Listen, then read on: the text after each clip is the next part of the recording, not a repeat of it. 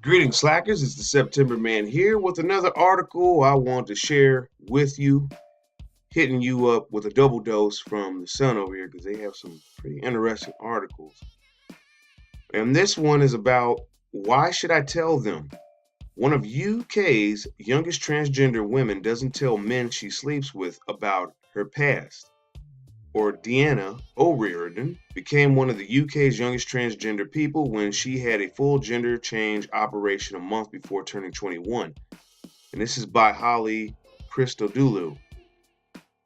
And it says here, a transgender woman doesn't tell men she sleeps with about her past because she says it's none of their business. Deanna O'Riordan became one of the UK's youngest transgender people when she had a sex change on the NHS a month before turning 21. Now aged 25, the barmaid is enjoying her new body and says she doesn't tell men she beds about her past life as deemed because she, quote, doesn't come with a manual. Deanna told the Daily Star, quote, if I did date a guy and things were getting more intense, I would tell them because it's a part of my life. But if I'm just having fun, like normal girl would in their 20s, then I don't have to explain. Deanna was born with an intersex condition, meaning she didn't produce testosterone. And there's a picture of him and some more pictures of when he was a child. She struggled through her childhood and even tried cutting off her genitals aged just 6 after realizing she was born in the wrong body. The brave young woman has now had a full gender change operation and had a 4,000-pound boob job to give her D-cup breasts. She is enjoying her new body and life, saying, quote, if they can't tell the difference, why should I tell them? And there's another picture of him. And that's it for that article. Now, why am I saying him rather than the gender that he wishes to identify as? Because today, in a way that's sort of gender fraud, and it's anything that goes these days. That's not a woman. A woman is born with her biological parts. Now, when you start dropping into the whole gender politics side of things, you start getting into how a person could occupy a vessel, a physical body, but have a totally different sex assigned to their spirit, if you will. And, that's valid by all means. However, don't you agree that it's a little deceptive to not tell men who are trying to hook up with you that, hey, here's what it is, here's what I am? Chances are some of these horny guys out here would still go for it, even if he disclosed the truth about his past.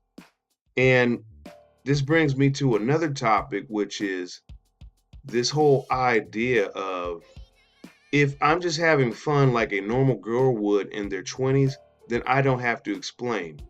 And so that right there sets the stage for doing what? Being deceptive, being duplicitous. And yes, she doesn't have to disclose that. At the same time, nobody has to disclose to her under the same conditions that, hey, if I'm just a young guy having my fun, then I don't need to tell her that I have herpes.